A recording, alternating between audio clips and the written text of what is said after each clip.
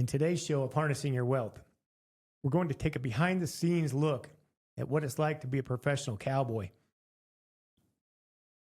We welcome 18-year-old Dalton Allred to the show, who has a lot of stories to share. He's ridden a lot of bulls in his life already. He has aspirations to become one of the best bull riders we've ever seen. He's well on his way. He regularly competes against the best bull riders in the country. Year to date, he's already earned over $75,000, and he's only at the permit level. He plans to apply for his professional card for 2027. We're happy to have Dalton Allred today on Harnessing Your Wealth. All right. Hey, welcome back to Harnessing Your Wealth. This is Billy Peterson, and we have special guest Dalton.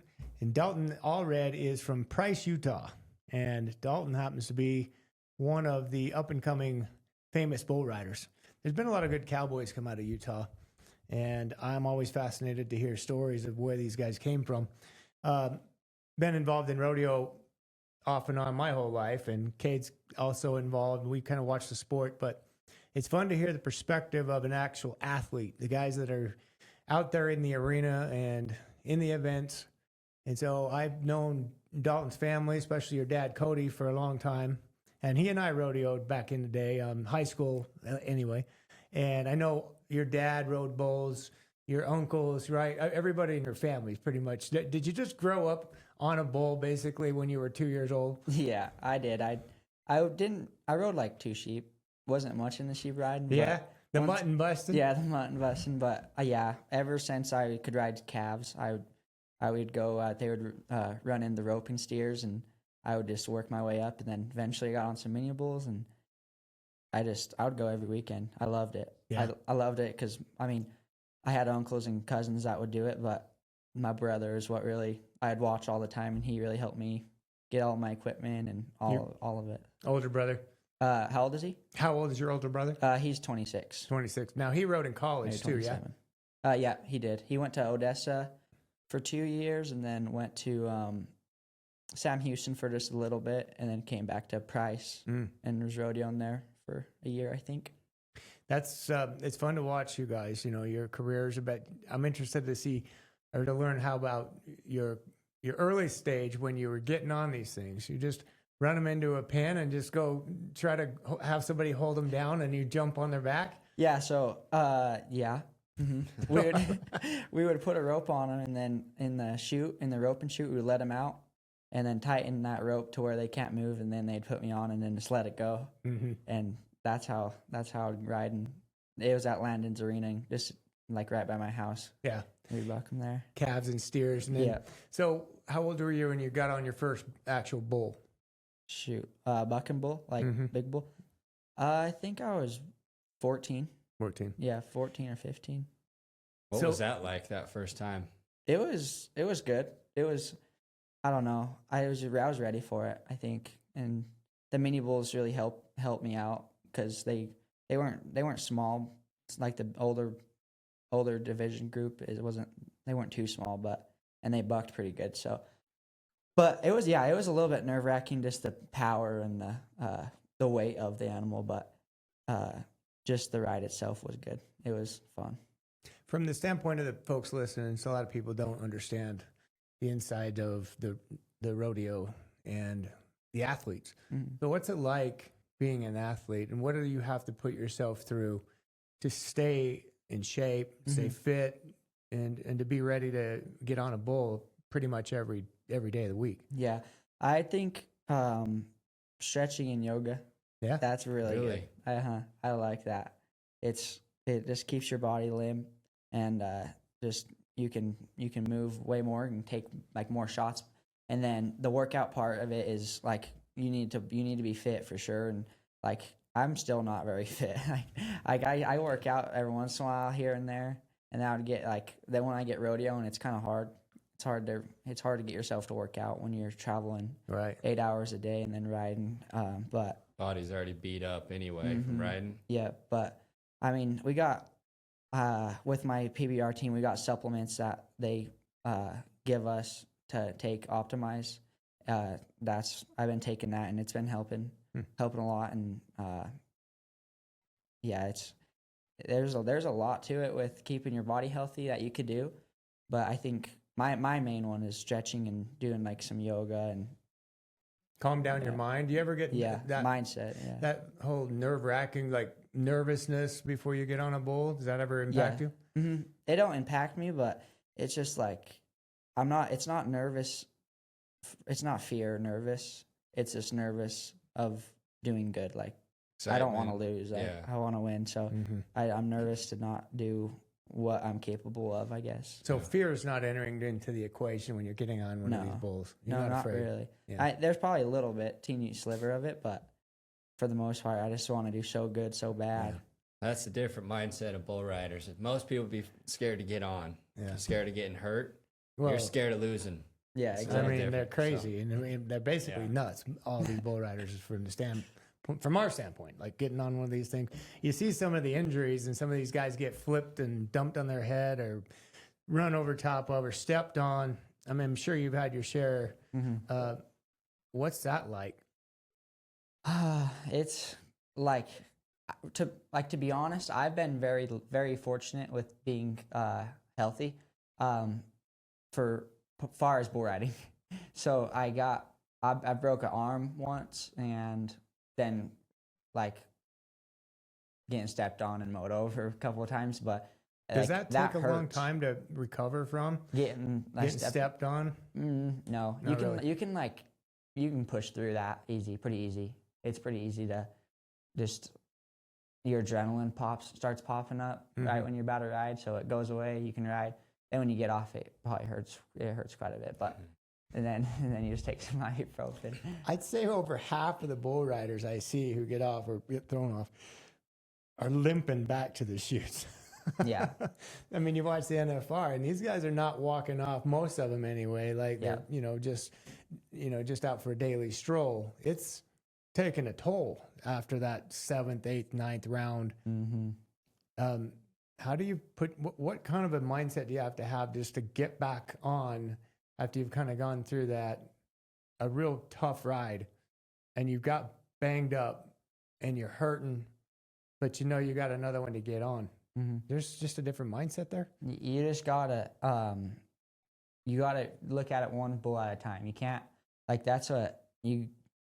every day, like every part of your life, you need to look at it just your next step. Like after, like I'm not looking for the rodeo right now. I'm just looking to get through this podcast, and then I'll look through the next time, or like what I'm going to do after this. I'll look through that, and then I don't look forward to the next day, I guess I could say. Not just one at a time, and then that's one thing, and then another thing would be just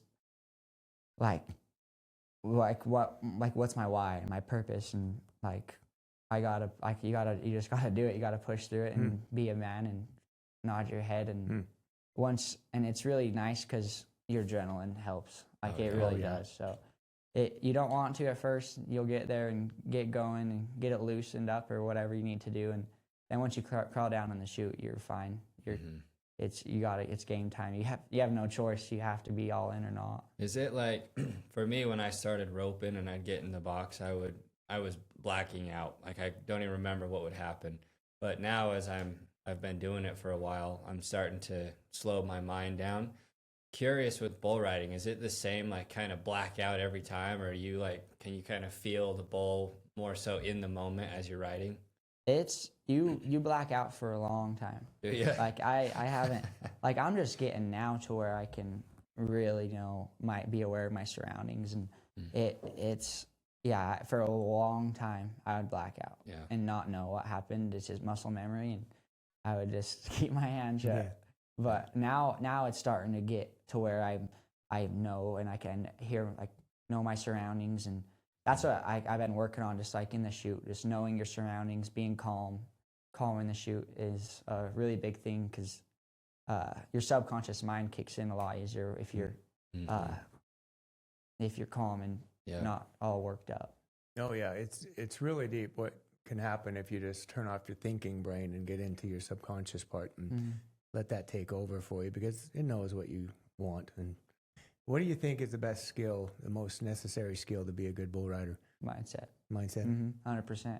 And I've been saying this recently to like people that like I really get in these talks with, but I've always heard and I've always known it's 90 to 99% mental. Like it's like I've always heard that, I've always known that, but I never really knew that until recently in the pros, and it is 99% mental. Like if you can get it in your head that you're gonna ride, like everything that you do is a mind mess up. Like if you buck off it, like it's your mind, you messed up. You didn't get your body to where you could. It's possible to get your body to where you need it to be every time, and it's just in the mind from there. You think that fear enters the mind or doubt enters the mind, and then that's what throws you all off course from your goal? Is it just staying positive all the way through and believing in yourself? Yeah. When you say mind? Yeah. Oh yeah. Like it's believing in yourself, knowing in yourself, and then like just even like working on your surroundings, like getting it to where it's calm, to where you know what's going on. Because I mean, I feel like you can be positive and really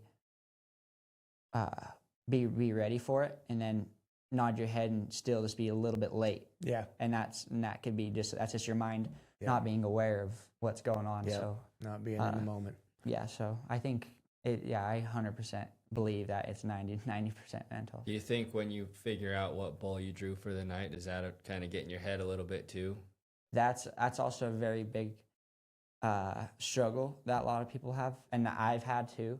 But once you realize it doesn't matter, once you realize just jump for jump, like their shoulders don't move anymore, and if you just keep your hips aligned with their shoulders, it's like you're fine. And it's I think that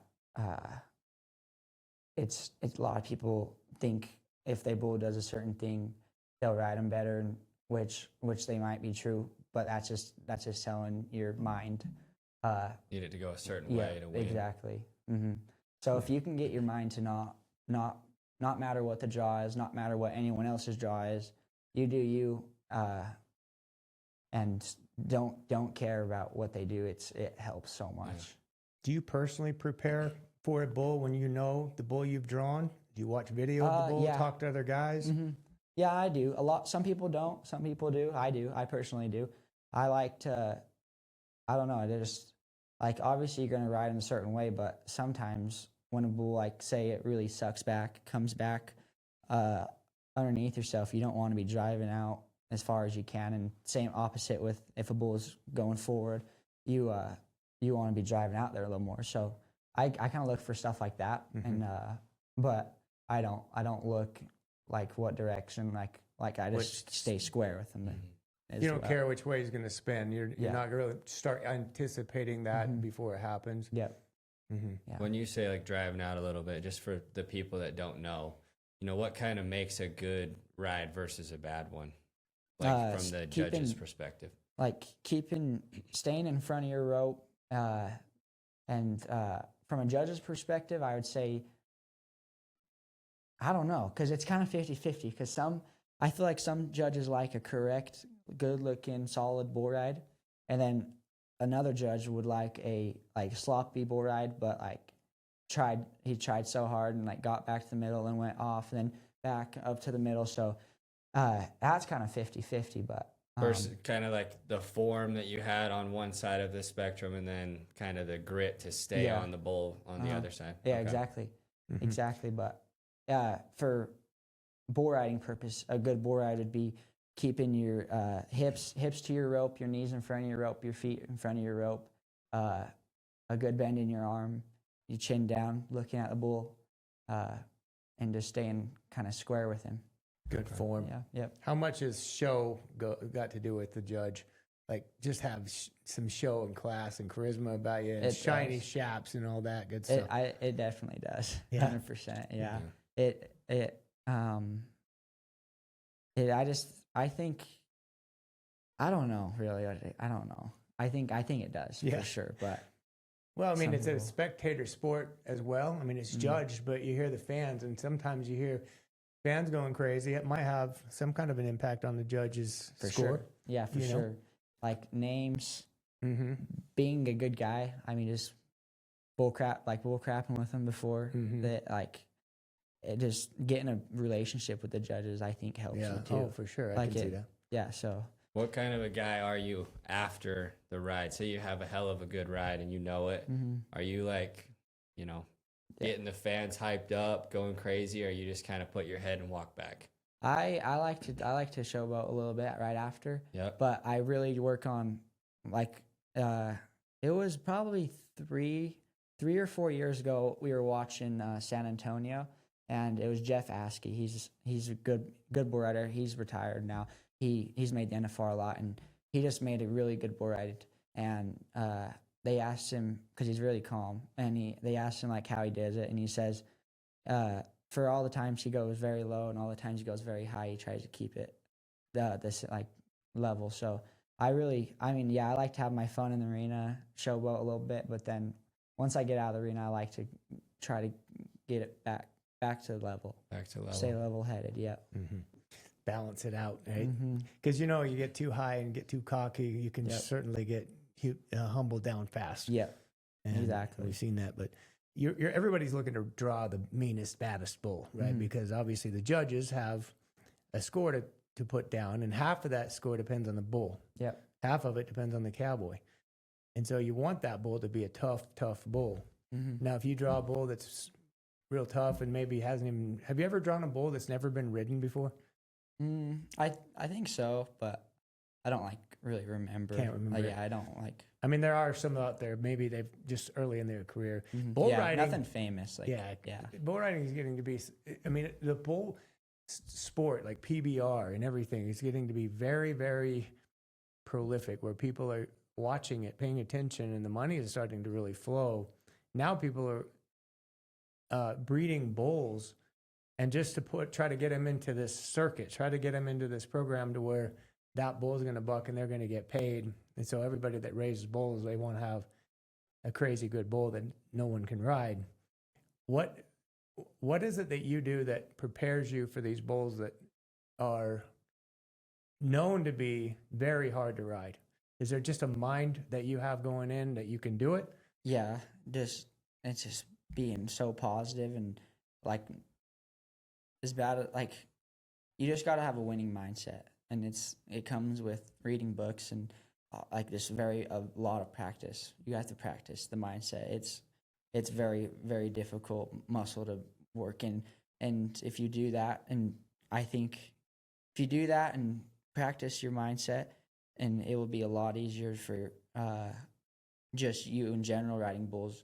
But then when the hard stuff comes, like getting on bushwhack or a bucker that hasn't been ridden before, it helps way more. And knowing you can do it and saying don't give up, like no matter what comes at you, don't give up. Believe in yourself. Stay strong. Yep. Can you give us and the people listening kind of an update on where you're at right now this year, and then kind of a goal you have for this year, and then also one goal that you have for your career as a bull rider? Okay.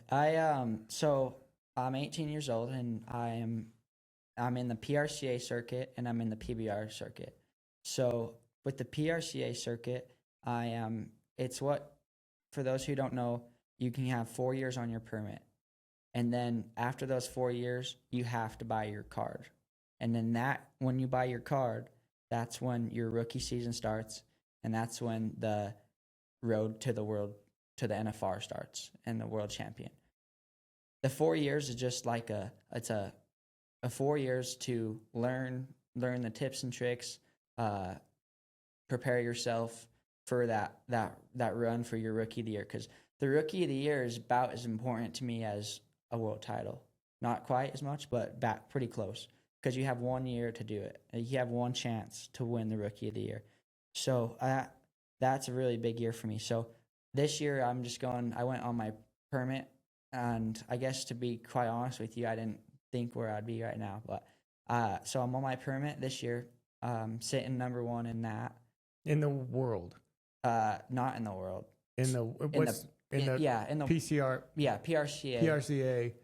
circuit, basically. So explain that a little bit more for the permit. How many people are you competing against? Shoot, Have any I'd idea? say like 20 to 30, maybe. Okay. But I don't know. That's just a guess. So you're sitting number one out of everyone that's on their permit. Yeah. Okay. Which is, I mean, there's a few really good guys. I mean, there's a lot, but there's a few that are really good. And like Branson Bartlett's one of them. But anyways, I'm sitting there, and then I would be sitting. Shoot, I can't remember. I looked at it a while ago, but if I did have my card right now, I'd be sitting about 20 to 30 in that range. And so it kind of bugs me about not getting my card, because I could be going close to NFR. Yeah. Yeah. But at the same time, I got my goals set down, so I'm gonna finish them. And So you'll be eligible for your card what year? you're eligible. You just gotta win 1,500 on your permit, and then you can buy your card. Oh, okay. But I'm just waited for this year to learn some stuff, and then next year is my goal. You're gonna buy your Buy card your next card year. next year. I'm going for So the rookie your of the year. rookie will be next year, 2027. Yes, sir. And then Vegas, and then world champion. And obviously that would depend a bit on your health. You know, you don't Yeah, want to yeah. be buying it when you're Yeah. banged up to start the year For sure. or something like that. But knock on wood. But you're going to be fine. But you're going to go in there with rookie season in mind and trying to be number one. Yep. And then ultimately you want to make the NFR. I'm sure multiple times, right? You plan on doing this for your career for a while. Yeah. Yeah. As long as I'm healthy and happy, that's all that matters to me. And so and then PBR, I got the PBR, and I just got drafted to the New York Mavericks this year. So I went to my first event in Fort Collins, July 12th, and it was good. I rode my bull, and it was a very fun time. And then those are just on the weekends. So I mean, I guess when I do get tired of traveling, I can just go do PBR teams. Let's talk about that. Most of the listeners have no Yeah. idea what's going on there. Talk about the PBR and how that's different from regular rodeo circuit. So PBR is it's different from a lot. Like it's brand new. It's a new thing for any western part of it. But so what there is there's 10 teams, 12 guys on each team, and every weekend there's a PBR in different cities, and they're called games, and so every team brings 7 guys to the weekend. And they have 5 guys that participate in a game, and so it's just like a tournament pretty much all throughout the year. And then we all go to Vegas for the finals in October, and the bottom 3 of the standings play the first day, and one guy will advance, and then the tournament will just begin. And it's pretty cool. I like it. A lot of people don't really. They're kind of skeptical about it, but I know I can definitely tell where it's going, and it's growing, and people are starting to like to watch it. And one day, who knows, maybe it will be like football. You have 7 people on a team, you said, but only 5 ride. Yep. Or play in the game, whatever you call it. Is that because you have a couple of guys for injuries, in case you have injuries? Yeah, injuries or re-rides. Okay. Because like someone goes out there and the bull stops and he rides him, jumps off. He can't get on a re-ride. You have to get another guy on. So Friday was when I rode, Saturday was when I rode my bull. It was good. Then the next day they wanted me on the bench, so I didn't ride, but I had to get all my stuff on and be ready to go and go down with my team to the chutes, and then. But there wasn't no re-ride, sadly. But it's okay. We went to one of these in Salt Lake, and I don't know, a few months ago, but it seemed like they rode a couple bulls in a day. Is that right? Or am I dreaming? Yeah. So that's the UTB. So there's 2 parts of the PBR. There's a PBR team season, and then there's the PBR Unleash the Beast individual season. Oh, okay. And that would have been, I know that was the individual season. And so, yeah, they would have rode twice on Saturday or Sunday for the short round. Yeah. Okay. Gotcha. Okay. Yeah. It was interesting to see some of these guys coming back, and and riding again. I thought, man, that guy's got to ride again. And anyway, it's an interesting whole new development, and they created it because fans love the bull riding. I mean, that's why they put bull riding last in a rodeo, keep the fans around. It's the most exciting event in a rodeo, according to most fans. What with that excitement, unfortunately, there's a lot of wrecks. There's a lot of really nasty buck offs. What's the worst you've ever been thrown from a bull? What happened, and did you get injured? Have you had some injuries? No, I've broke my arm one time on a mini bull. I jumped off and just landed like this, and it was. That's the worst injury then, just the arm. Yeah, and Pretty I tore my. So I'll tell you, back in junior high, I was 6th grade, and I tore my ACL playing basketball. I came back, was riding mini bulls, broke my arm, begged them to let me play. So we wrapped it up. First game back, tore my ACL again, same ACL. So I was out my 6th grade, 7th grade year for 12 months, and so my dad cut that from me. We're not playing basketball anymore. And then I went and played football for just a second my freshman year, and then I was like, I'm done. I'm just going to rodeo, ride bulls. And then my senior year, my junior year, I don't know what. I was just riding bulls, and it just slowly started popping out. Like, it wasn't a traumatic thing, but my shoulder started slipping out. And so I went and got it looked at, and my labrum was torn. And then I was getting surgery, so I was going up and snowboarding all the time.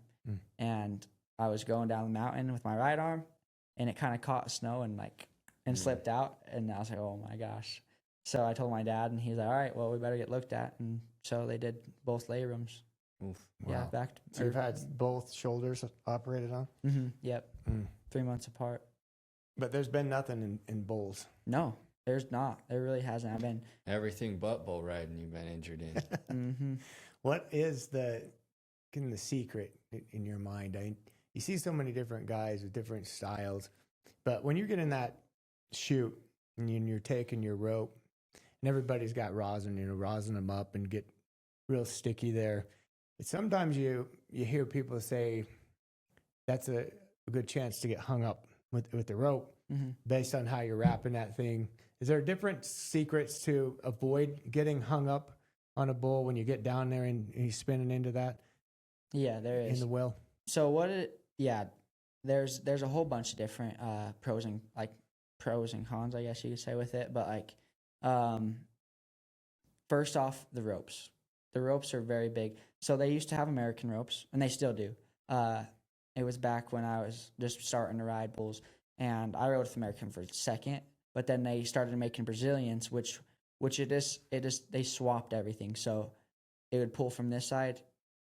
Now it pulls from this side or whatever. No, it'd be opposite, but it's just opposite of the American rope. So now your hand can kind of slide down if you need it to. I see. And so that was a very huge change. Like, that's the biggest change there was. And it saves a lot of guys.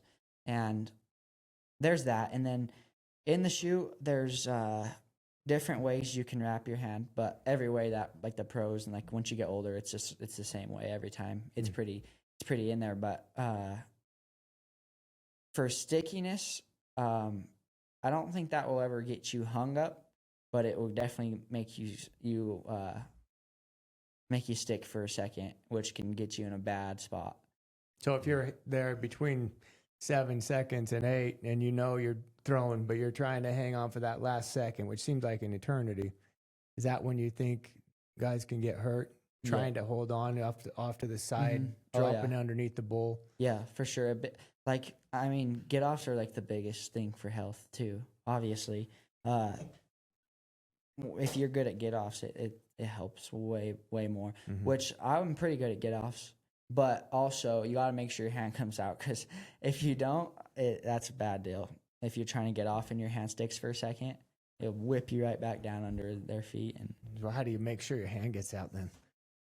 Really, kind of pull the top layer off, because when you wrap it, you go here and then you wrap it around your hand, behind your hand, and then you just rip it out, And so you then, reach down with your free hand and rip that top layer, top strand, and at least release that part so you can get away. Yeah, and then when you're getting off, you want to just like get away from their board up as much as you can to their hip and let them just throw you.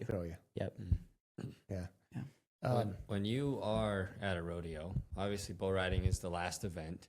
What do you do up until then? Do you care about what goes on in the rodeo before? You just kind of hang out and chill? I like to watch bear racks, saddle bronc, a little bit of team roping. Yeah. And that's it.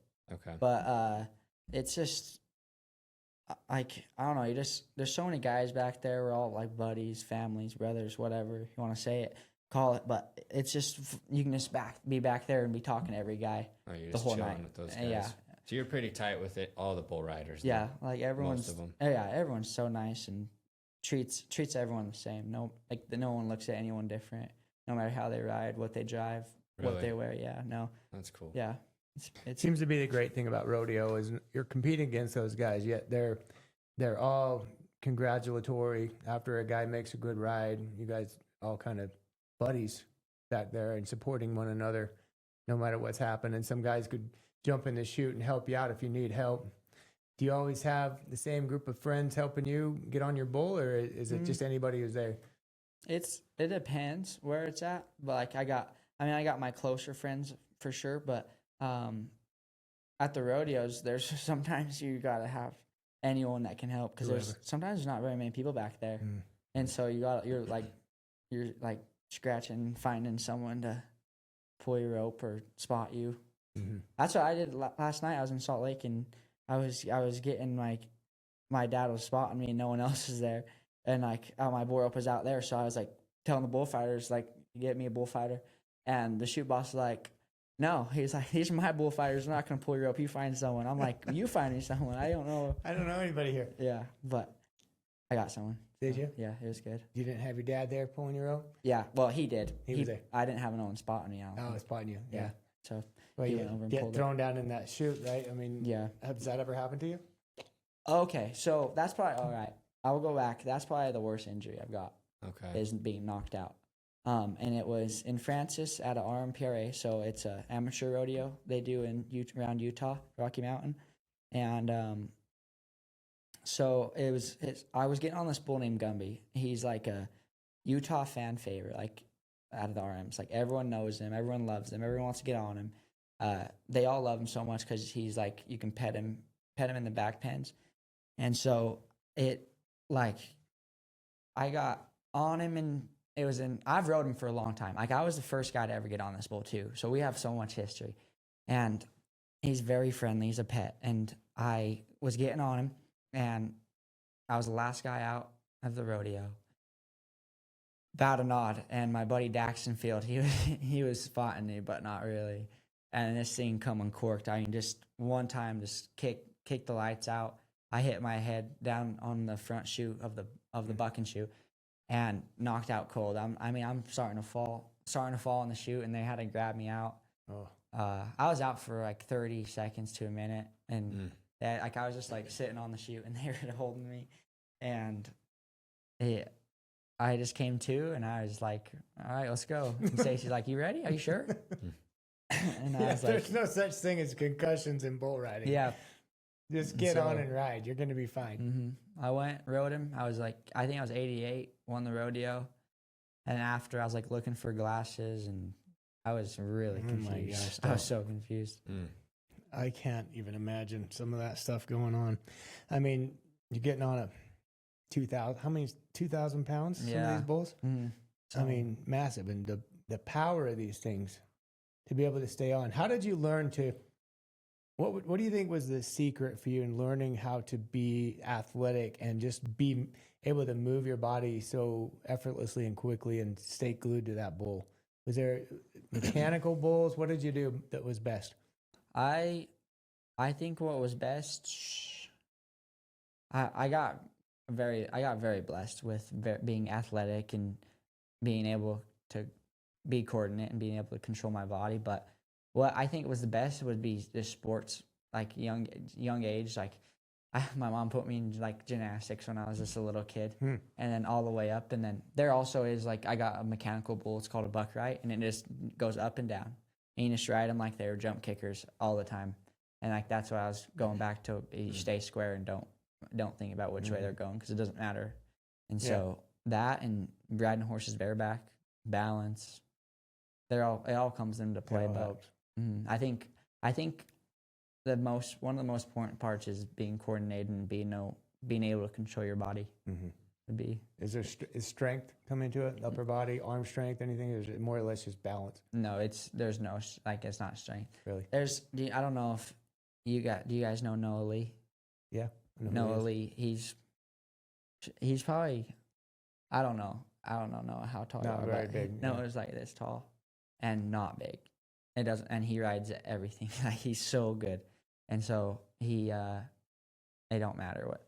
You just got to stay in front of your bull rope. No power hits you. Yeah. Yeah. I remember some of the really good bull riders. Don Gay was a tiny guy. Yep. Very, very good bull rider. But I just wondered, like, is it just some kind of superhuman strength that you have to, because when they're trying to throw you and what's keeping you locked down on that, obviously legs are important, yeah? Keeping your legs out in front of you. Yep. Keeping your knees up there to stop you from going overboard. And then you're right, like your arm that's going down, like pushing off to get to the front is a really big thing too. Because I mean, they're not going to pull you down if you don't get to here. Like if you don't get back behind, they're not going to pull on you because you'll already be up there ready to go. Yeah. Well, is the first jump out as difficult as it looks, or not as bad as it looks? Because sometimes those things sky out of there. Yeah. I guess it just depends on the bull. Yeah, it depends. Like if they're bucking, kicking out of there, it's not hard. But once they really like just kind of almost squirt out there and no kick, it's pretty tough. But I also have always known it's the first jump where you can be ahead of them. Like you have the shot of being ahead of them. You should win the first jump every time, really. You trying to anticipate what they're going to do next, or are you just trying to stay right with their shoulders? No, you just stay right with their shoulders. You don't want to anticipate them because they're so different. Like just getting into the pros shows and like watching videos of bulls, and there's so many bulls out there. Like it really opens your eyes. Like they'll do whatever. Like they'll do literally anything.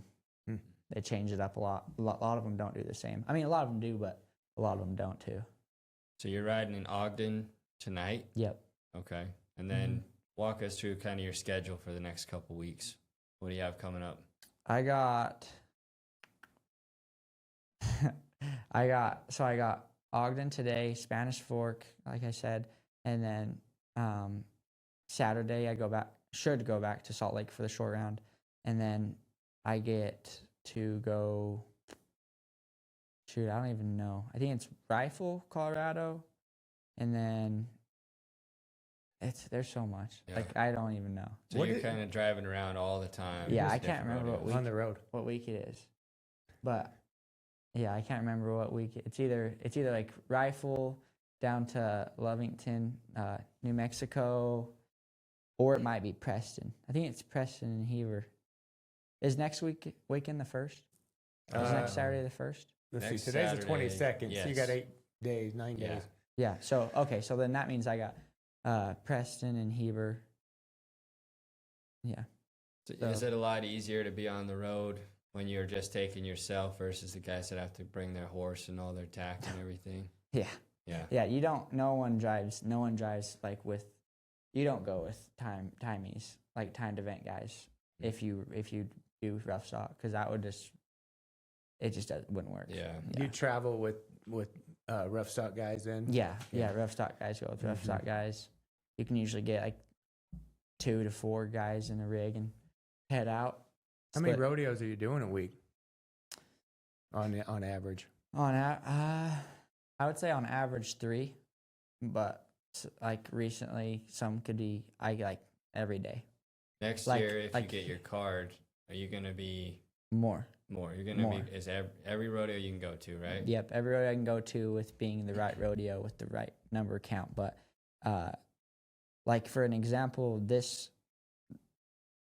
since yesterday, I'm getting on 21 bulls in 25 days. Oof. Yeah. That's a lot. That's a lot. Mm-hmm. What's that like? So when you're maybe in the off season and you're not riding as many rodeos, are you practicing? Mm-hmm. Yeah. I mean, is there Getting guys on- that actually have practice bulls you can go? I'm All, sure there is. everywhere. Yeah. Everywhere. But there ain't really much of off season either. Like Okay. there's not like, I moved down to Texas for the winters, and that's when all of the winter rodeos are going. Mm-hmm. So there's a little gap of break, but not much. And I'll probably won't get on much bull practice bulls on that break. Just take time off, maybe go on vacation. Is there, rookie of the year, big goal for you? Is there a rodeo you have in mind, like a specific rodeo? Like, I need to do good at this rodeo in order to shoot up the standings. For permits? For next year, if you're trying to win rookie of the year. Yeah, Houston. Houston? Mm-hmm. Yep. Houston. That's a big one. Yeah, that's big. That's a big rodeo. If I can win Houston, when I win Houston, it's gonna be good. That's a big deal. Yeah. I wonder what the odds are, but like if you win Houston or people that have in the past, is it like they're pretty much almost guaranteed a spot at the NFR? Yep, Okay. pretty much. It's you should make the NFR if you win Houston. So you're 18 years old. I mean, you're barely out of high school, right? What are name some of the rodeos that you've won, so the listeners can understand kind of where you've been this year? I've won Pocatello. Took second in St. Paul. Took second in Oakley. Took sixth in Oakley's X Bulls. I won Hayward, California. I'm sitting first in Salt Lake. Gonna win Salt Lake. Yep, right? Gonna win Salt Lake. Gonna win Spanish Fork. Gonna win Ogden. Gonna win Ogden. I'm really excited for Spanish Fork. Yeah, that's a big one for me. Like, just because it's just like has a place in my heart. Yeah, like I've watched it since I was little, and it's a cool rodeo. It's a fun one. Great rodeo. Yeah. Great facility. Wasn't great it fans. Last night in Salt Lake, wasn't it pouring? Yeah, Or they had like an hour break just because of lightning. Like it was hot, like really hot, and all of a sudden I went into the bathroom, came out, and it was pouring, and I was like, "What the heck?" Cooled it down. Yeah, well, it cooled it down, and then once it passed, it was hot again. So did you not ride until like midnight or something? Yeah, I think I got back to my truck and it was like 11:30. Oof. But Dang. yeah, What Saw boat do you some have pictures tonight? of dudes that are all muddied up. yeah, I landed on my feet. So, Did you? Yeah, You got lucky then. Yep. I got a good one. His name's Zorro of Smith's, I think. Smith's Pro Rodeos, and he's good. He's round to the right. I think there's something tricky about him, but he's gonna be good. Big paint bull, up horns. He Cool. good. Your mom and dad coming up to watch? Yeah, they are. Yeah. Yep.